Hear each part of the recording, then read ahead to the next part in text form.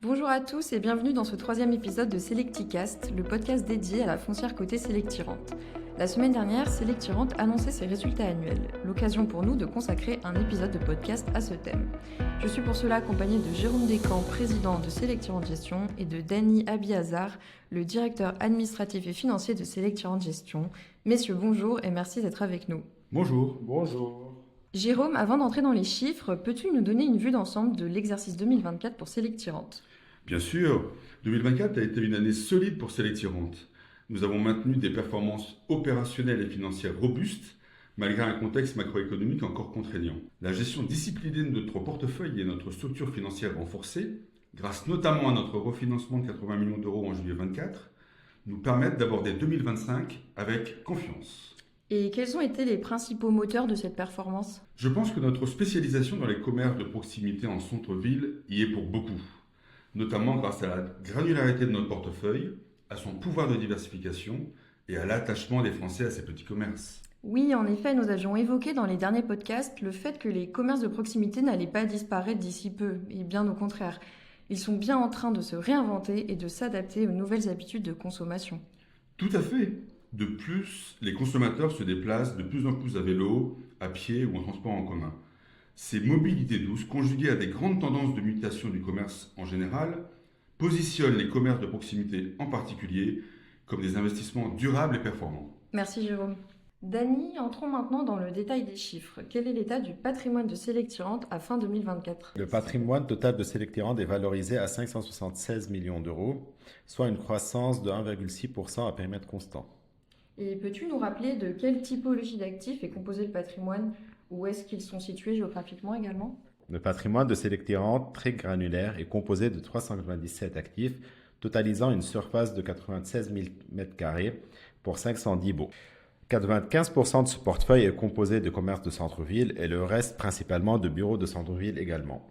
Ce patrimoine est principalement situé à Paris à 60%, plus de 60%, en région parisienne près de 10% et dans les grandes métropoles régionales à hauteur de 30%. Parfait, merci pour cet éclairage. Alors, retour aux résultats financiers avec le cash flow net courant qui est un indicateur clé. Comment a-t-il évolué ? Le cash flow est en hausse de 3,3% et ressort à 19,1 millions d'euros, soit 4,6 euros par action. Et en termes de résultat net IFRS, que peux-tu nous dire ? Donc ce résultat net IFRS atteint 28,6 millions d'euros, soit 6,87 euros par action, en hausse de 117%. Donc cette hausse est principalement due ou grâce à la hausse des valeurs des expertises de notre patrimoine immobilier, la maîtrise des coûts de gestion et celui de notre endettement bancaire. Alors, parlons un peu à présent des performances locatives. Quels en sont les chiffres à retenir ? Il faut retenir deux chiffres. Le premier, c'est les loyers à périmètre constant qui est en hausse de 3% et le taux d'occupation financier moyen qui est très haut à 94,1%. Et enfin, peux-tu nous dire un mot sur la structure financière ?